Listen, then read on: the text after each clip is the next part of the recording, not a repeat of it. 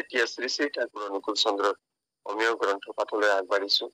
প্ৰথমতে সত্যানুসৰণ পাঠ বাংলা পাঠ কৰাৰ বাবে নেউল ডবাৰ পৰা শ্ৰদ্ধাৰ শ্ৰী বীৰেন বিশ্বাস দাদাক মই অনুৰোধ জনাইছো। দাদা জয় গুৰু। জয় গুরু দাদা, জয় গুরু। পরম প্রেমময় শ্রী শ্রী অনুকূল চন্দ্রের শ্রীহস্ত লিখিত সত্যানুসরণ গ্রন্থ থেকে পাঠ করছি, পৃষ্ঠা নম্বর 32। তুমি গুরুতে বা সতে চিত্ত সংলগ্ন করে আত্মোন্নয়নে যত্নবান হও। মানে তোমার বিষয়ে কি বলছে দেখতে গিয়ে আকৃষ্ট হয়ে পড়ো না, তাহলে আসক্ত হয়ে পড়বে, আত্মোন্নয়ন হবে না। স্বার্থ বুদ্ধি অনেক সময় আদর্শে দোষারোপ করে সন্দেহ এনে দেয়, অবিশ্বাস এনে দেয়। স্বার্থ বুদ্ধিবশত আদর্শের দোষ দেখো না, সন্দেহ করো না, অবিশ্বাস করো না, করলে আত্মোন্নয়ন হবে না। মুক্ত স্বার্থ হয়ে আদর্শের দোষ দেখলে তার অনুসরণ করো না, করলে আত্মোন্নয়ন হবে না। আদর্শের দোষ মূঢ় অহংকার, স্বার্থ চিন্তা, অপ্রেম। অনুসরণকারীর দোষ সন্দেহ, অবিশ্বাস, স্বার্থ বুদ্ধি। যিনি প্রেমের অধিকারী নিঃসন্দেহ চিত্তে তারই অনুসরণ করো, মঙ্গলের অধিকারী হবেই হবে। যিনি চলে বলে কৌশলে যেমন করেই হোক না কেন সর্বভূতের মঙ্গল চেষ্টায় যত্নবান, তারই অনুসরণ করো, মঙ্গলের অধিকারী হবেই হবে। যিনি কোনো প্রকারে কাহাকেও দুঃখ দেন না, অথচ অসতেরও প্রশ্রয় দেন না, তারই অনুসরণ করো, মঙ্গলের অধিকারী হবেই হবে। জয় গুরু দাদা। জয় গুৰু দাদা, জয় গুৰু। আপোনালৈ অশেষ অশেষ ধন্যবাদ জ্ঞাপন কৰিছো। এইবাৰ সত্যানুসৰণ অসমীয়া পাঠ কৰাৰ বাবে মই সাতপকলেৰ পৰা শ্ৰদ্ধাৰ শ্ৰী গৌতম ঠাকুৰীয়া দাদাক অনুৰোধ জনাইছো। জয় গুৰু দাদা। জয় গুৰু দাদা। পৰম প্ৰেমময় শ্ৰী শ্ৰী ঠাকুৰ অনুকূল চন্দ্ৰ স্বহস্তে লিখিত সত্যানুসৰণ অসমীয়া অনুবাদ। তুমি গুৰুত বা সতত চিত্ত সংলগ্ন কৰি আত্মোন্নয়নত যত্নবান হোৱা। অইনে তোমাৰ বিষয়ে কি কৈছে চাবলৈ গৈ আকৃষ্ট হৈ নপৰিবা, তেনেহলে আসক্ত হৈ পৰিবা, আত্মোন্নয়ন নহব। স্বাৰ্থ বুদ্ধি বহু সময়ত আদৰ্শৰ প্ৰতি দোষাৰোপ কৰে, সন্দেহ আনি দিয়ে, অবিশ্বাস আনি দিয়ে। স্বাৰ্থ বুদ্ধিবশত আদৰ্শৰ দোষ নেদেখিবা, সন্দেহ নকৰিবা, অবিশ্বাস নকৰিবা, কৰিলেই আত্মোন্নয়ন নহব। মুক্ত স্বাৰ্থ হৈ আদৰ্শত দোষ দেখিলে তাৰ অনুসৰণ নকৰিবা, কৰিলেই আত্মোন্নয়ন নহব। আদৰ্শৰ দোষ মূঢ় অহংকাৰ, স্বাৰ্থ চিন্তা, অপ্ৰেম। অনুসৰণকাৰীৰ দোষ সন্দেহ, অবিশ্বাস, স্বাৰ্থ বুদ্ধি। যিজন প্ৰেমৰ অধিকাৰী নিসন্দেহ চিতে তেওঁৰেই অনুসৰণ কৰা, মংগলৰ অধিকাৰী হবাই হবা। যিজন চলে বলে কৌশলে যেনেকৈয়ে নহওক সৰ্বভূতত্বৰ মংগলৰ চেষ্টাত যত্নবান, তেওঁৰেই অনুসৰণ কৰা, মংগলৰ অধিকাৰী হবাই হবা। যিজনে কোনো প্ৰকাৰে কাকো দুখ নিদিয়ে, অথচ অসতৰ প্ৰশ্ৰয় নিদিয়ে, তেওঁৰেই অনুসৰণ কৰা, মংগলৰ অধিকাৰী হবাই হবা। জয় গুৰু দাদা, জয় গুৰু। দাদা জয় গুৰু। আপোনালৈ অশেষ অশেষ ধন্যবাদ জ্ঞাপন কৰিছো। এবাৰ নাৰী নীতি পাঠ বাংলা বাণী সংখ্যা 98 পাঠ কৰাৰ বাবে তেজপুৰৰ পৰা শ্ৰদ্ধেয় শ্ৰী বীণা সৰকাৰ মাক মই অনুৰোধ জনাইছো। মা জয় গুৰু। জয় গুৰু দাদা। জয় গুৰু। জয় গুরু, জয় গুরু। পরম প্রেমময় শ্রী শ্রী ঠাকুর অনুকূল চন্দ্রের নারী নীতি গ্রন্থ থেকে পাঠ। সুপ্রজননে নিষ্ঠা। ক্ষীণমতি দ্য ফিবেল মাইন্ডেড কোনো কিছুতে লাগিয়া থাকা অন্তত কষ্টকর বলিয়া মনে হয়। আর এই লাগিয়া থাকা অভ্যাসকে যতই তাচ্ছিল্য করা যায়, মন ততই দুর্বল, চঞ্চল, ক্ষীণতর চিন্তা সম্পন্ন হয়। তাই তাহার মানসিকতা অস্থিরতা জীবনকে প্রায় অবহীন করিয়া তোলে।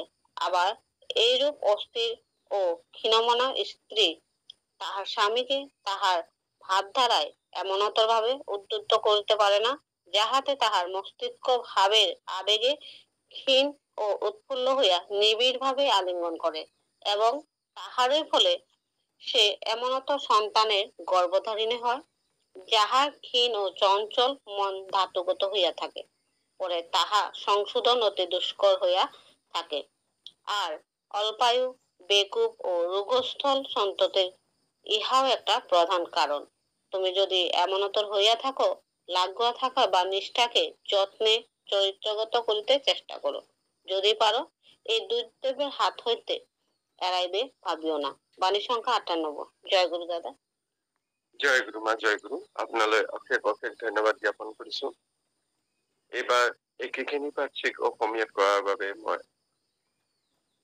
দৰংগিৰিৰ পৰা শ্ৰদ্ধেশ্ৰী শ্ৰদ্ধাৰয় পাটগিৰি মাক অনুৰোধ জনাইছো। মা জয় গুৰু। জয় গুৰু দাদা, মই জয়। পঢ়ি দিছো। পৰম প্ৰেমময় শ্ৰী শ্ৰী ঠাকুৰৰ মুখনিসৃত নাৰী নীতি গ্ৰন্থৰ পৰা অসমীয়া অনুবাদ কিছু অংশ পাঠ কৰিছো। সুপ্ৰজননত নিষ্ঠা। ক্ষীণমতিত দ্য ফিবল মাইণ্ডেড কোনো বিষয়ত লাগি থকা অত্যন্ত কষ্টকৰ বুলি ভাৱ হয়, আৰু এই লাগি থকা অভ্যাসক যিমানে তাচ্ছিল্য কৰা যায়, মন সিমানে দুৰ্বল, চঞ্চল, ক্ষীণতাৰ চিন্তা সম্পূৰ্ণ হয়। গতিকে তাৰ মানসিক অস্থিৰতাই জীৱনটো প্ৰায় অবহনীয় কৰি তোলে। আকৌ এনে অস্থিৰ আৰু ক্ষীণমনা স্ত্ৰীয়ে নিজৰ স্বামীক তেওঁৰ ভাৱধাৰাত এনেভাৱে উদ্বুদ্ধ কৰিব নোৱাৰে, যাৰ ফলত তেওঁ মস্তিষ্ক ভাৱৰ আবেগত স্ফুট আৰু উৎফুল্ল হৈ নিবিড়ভাৱে আলিংগন কৰে, আৰু তাৰেই ফলত নাৰী এনে সন্তানৰ গৰ্ভধাৰণী হয়, যাৰ ক্ষীণ আৰু চঞ্চল মন ধাতুগত হয়।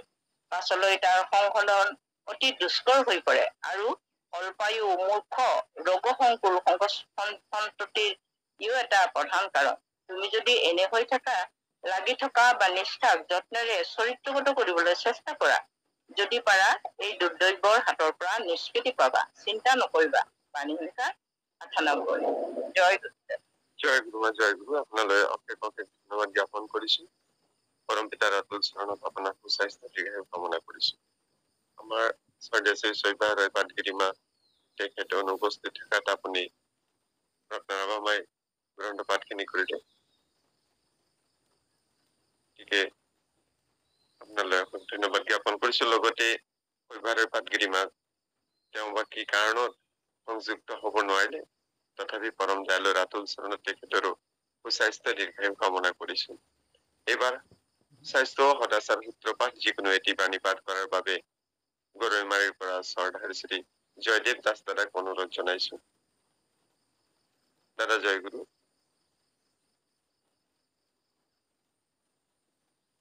গৰৈমাৰীৰ পৰা শ্ৰদ্ধাৰ শ্ৰী জয়দেৱ দাস দাদা, জয় গুৰু।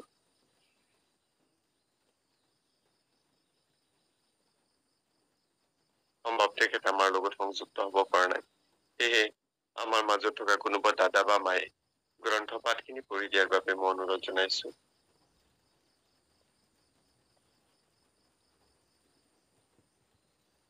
জয় গুৰু দাদা। জয় গুৰু। জয় গুৰু। শুনা গৈছে দাদা? হয় মা, শুনা গৈছে মা, পঢ়ি দিয়ক মা। জয় গুৰু। জয় গুৰু। উপস্থিত সকলোকে মোৰ আন্তৰিক আনন্দিত জয় গুৰু। পৰম পিতাৰ অমীয় গ্ৰন্থ স্বাস্থ্য সদাচাৰ সূত্ৰপাঠ।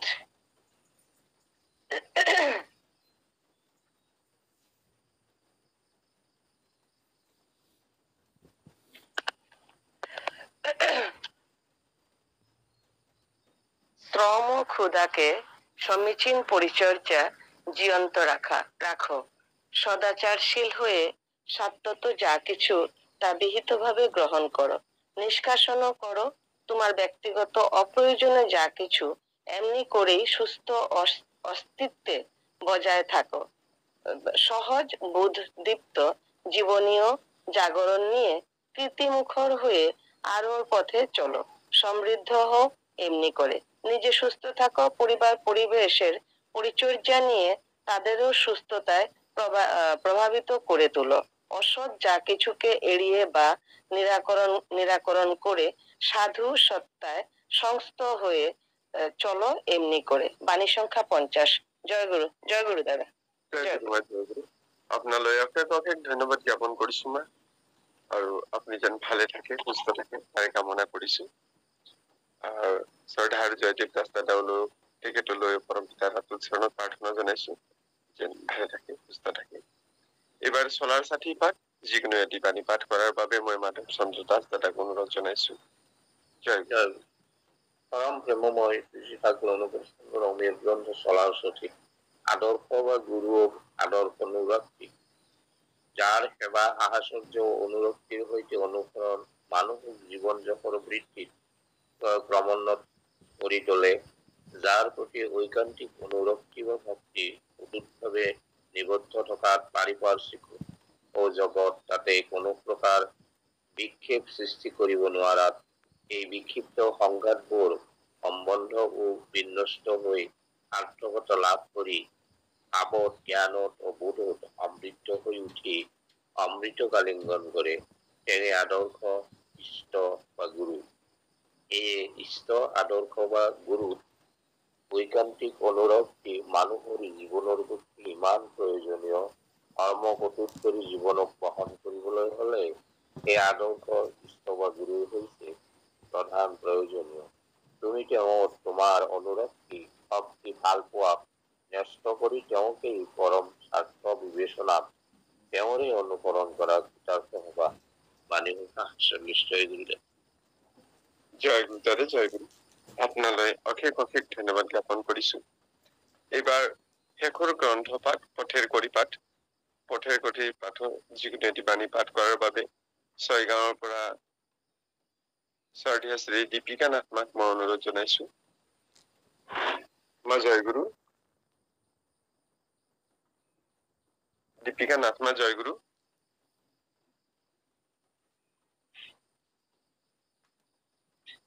মা হয়তো আমাৰ লগত কিবা কাৰণত সংযুক্ত হব পৰা নাই। আজি নেটৱৰ্কৰ বিষয়েও বহুত কেইজনে সংযুক্ত হব পৰা নাই আমাৰ লগত, নেটৱৰ্কে খুব অসুবিধা দি আছে।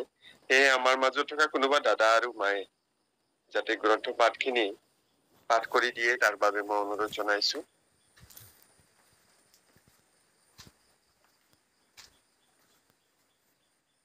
পথেৰ কৰি পাঠ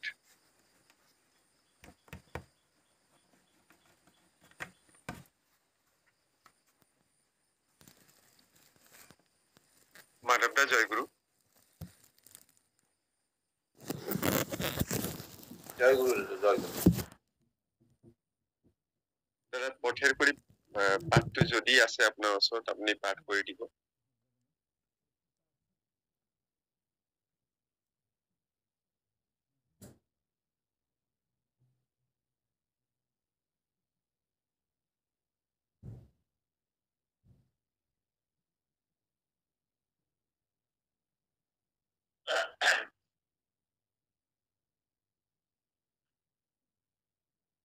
জয় গুৰুদেব।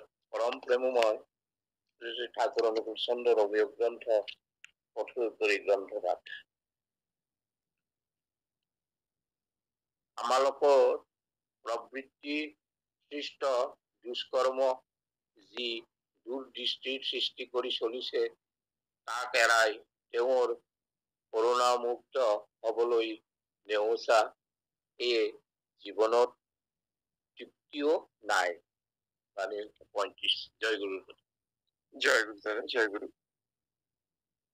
আপোনালৈ অশেষ ধন্যবাদ জ্ঞাপন কৰিছো পৰম পিতাৰ আতুল চৰণত। আপুনি যেন ভালে থাকে তাৰে কামনা কৰিছো। শ্ৰী শ্ৰী ঠাকুৰৰ শ্ৰী হস্তলিখিত সত্যানুসৰণ গ্ৰন্থ পাঠৰ লগতে শ্ৰীমুখ নিশ্চিত অমীয় গ্ৰন্থ পাঠখিনি সকলো দাদা আৰু মায়ে খুব সুন্দৰভাৱে পৰিৱেশন কৰিলে। তেখেতসকললৈ মই আন্তৰিক শ্ৰদ্ধা, শুভেচ্ছা তথা ধন্যবাদ জ্ঞাপন কৰিছো।